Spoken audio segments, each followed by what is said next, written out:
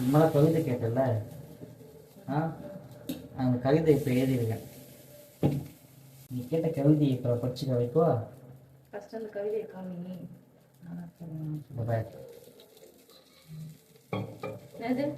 காலம் கண்டந்தாலும் அடி பல்லகளெல்லாம் உடைச்சு போடுவேன். படிக்க தெரிஞ்சா படி, தப்பு தப்பா படிச்சு அடி வாங்கி சாகாத. நான் உன் டெஃபினிஷன் சொல்றேன்.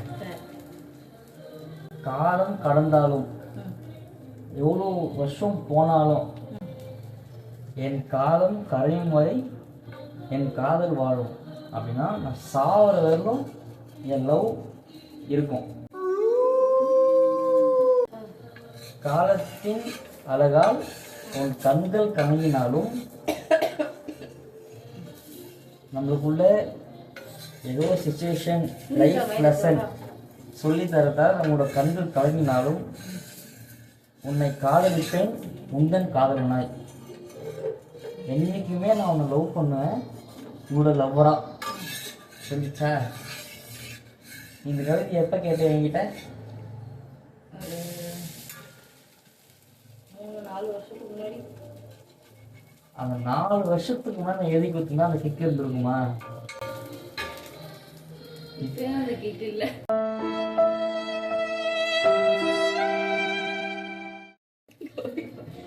இப்ப இருக்கும். ஏன்னா இப்ப வந்து நீ என் லைஃப்ல என் கூட வந்துட்ட. நான் உன்கிட்ட என்ன கேட்டேன்? நீ காதலிக்கிறான், நீ லவ் லெட்டர் எழுதி கொடுன்னு கேட்டேன். நீ எந்த பொண்ணாச்சு வாயை விட்டு ஓபனா எனக்கு லெட்டர் குடுறான்னு கேட்பானா? கேட்பாளா? இரு வர நான் கேட்டேன். ஆனா அதுக்கு அந்த நான் அப்போ கேட்டதுக்கு 4 வருஷம் கழிச்சு இப்போ ஒரு கவிதையை எழுதிட்டு அது ஸ்டோரியில வேற நான் எனக்கு தான் கவிதை கேட்டேன். ஊர்ல இருக்கவங்க பாக்குறதுக்கு கிடையாது. முதல்ல நீ அப்ரோச் பண்ண விதமே தப்பு. நான் வந்து லெட்டர்ல கேட்டேன், நீ வந்து ஸ்டோரி போட்டிருக்கிற. அதனால இது கவிதையா செல்லாது. நீ எனக்கு லெட்டர் எழுதி கவிதை வேணும். நீ கேட்ட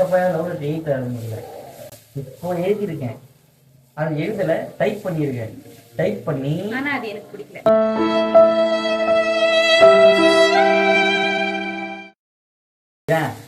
நீ அப்ப கேட்டப்போ நான் உங்களுக்கு கொடுத்துருந்தேன்னா அப்ப ஜஸ்ட் லவ்வரா போயிட்டு இருக்கோம்.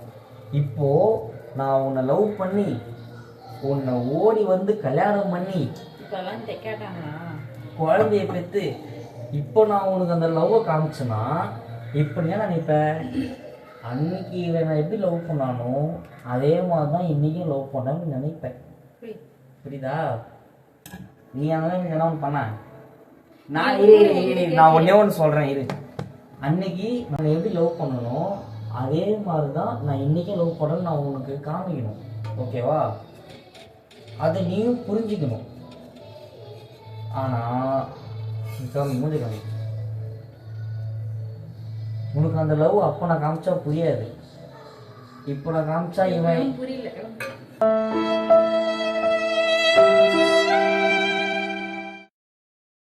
சரி, டக்குனு தோசை ஊற்றி இருக்கோம், சாப்பிட்டு படுத்துவோம்.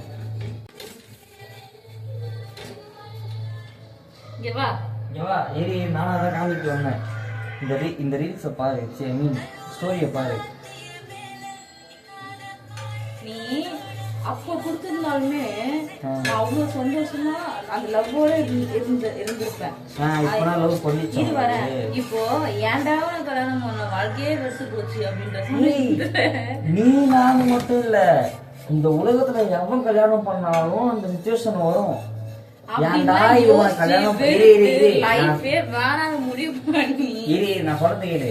இந்த உலகத்துல எவன் கல்யாணம் பண்ணாலும் நீ வச்சுக்கோ, யாரு இந்த உலகத்துல ரொம்ப பக்காவான கப்பல், யார் லவ் பண்ணி கல்யாணம் பண்ண ரொம்ப சந்தோஷமா இருக்காங்கன்னு நினைக்கிறியோ அவங்களுக்குமே சண்டை இருக்கும்.